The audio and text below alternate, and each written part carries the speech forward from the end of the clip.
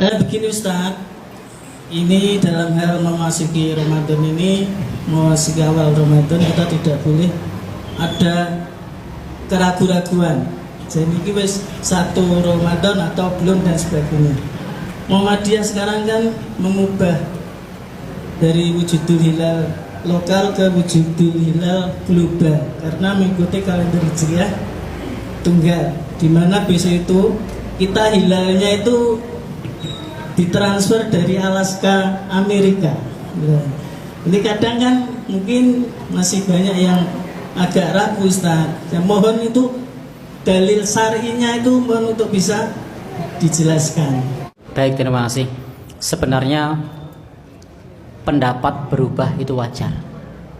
Imam Syafi'i itu punya qaul qadim, punya qaul jadid. Pendapat lama, pendapat baru. Di Muhammadiyah sudah bukan barang baru itu. Dulu Muhammadiyah pernah punya fatwa kalau bacaan bismillah pada saat ngimami yang rojih dibaca sir. Tahun 2010 berubah, boleh sir, boleh jahar, tetap adem. Kemudian yang berikutnya Muhammadiyah di tanya jawab agama itu pernah punya fatwa kalau imam tidak menjadi khotib itu tidak boleh. Jadi imam sekaligus khotib. Tapi di jilid 6 kemudian pandangannya berubah. Imam dan khotib boleh orang yang berbeda. Artinya apa?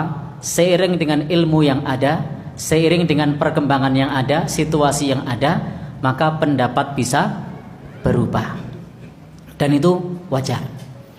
Dulu di Muhammadiyah berpendapat rokok itu makruh.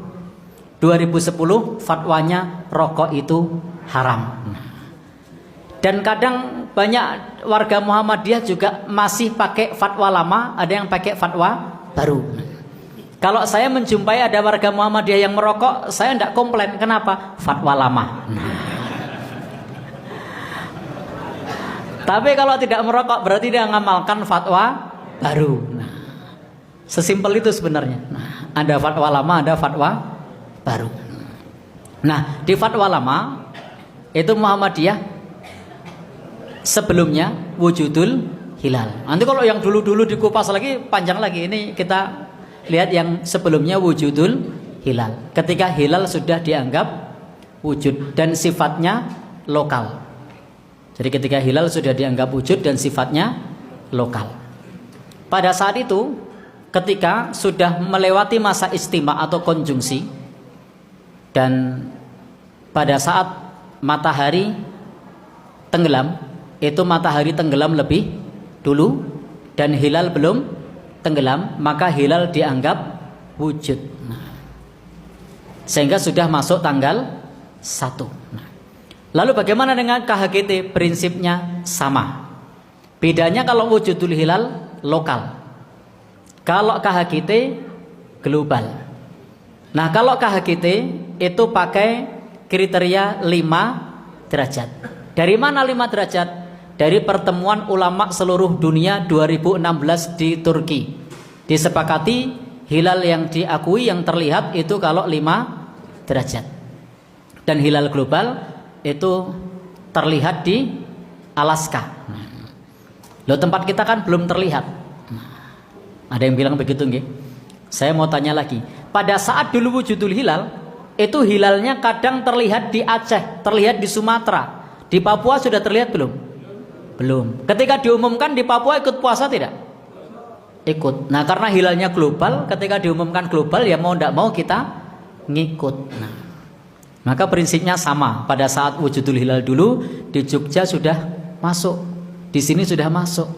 Tapi orang Bali, orang mana? NTT, Papua ada yang belum masuk. Tapi mereka ngikut karena dianggap satu matlak. Nah, maka untuk global itu lebih rumit lagi karena matlaknya hanya satu di seluruh dunia. Dan perhitungannya adalah perhitungan astronomis atau hisab, bukan menggunakan pendekatan ru'yat. Nah, karena pendekatannya pendekatan hisab, maka kalender dianggap masuk kalau sudah melewati masa istima atau bulan mati. Setelah bulan mati, perputaran berikutnya dianggap tanggal satu. Itulah prinsip perhitungan yang saat ini dan menggunakan kalender global. Kenapa tidak taat ulil amri? Nah, biasanya pertanyaannya muncul begitu ya. Baik, ulil amri di Muhammadiyah itu ada dua. Yang pertama adalah umara, pemerintah. Yang kedua adalah ulama, kepanjangan dari maklumat PP Muhammadiyah. Maka bagi Muhammadiyah, ulil amri itu ada dua. Ada umara, ada ulama. Dan keduanya kita taati. Dalam urusan kebangsaan, umara kita taati.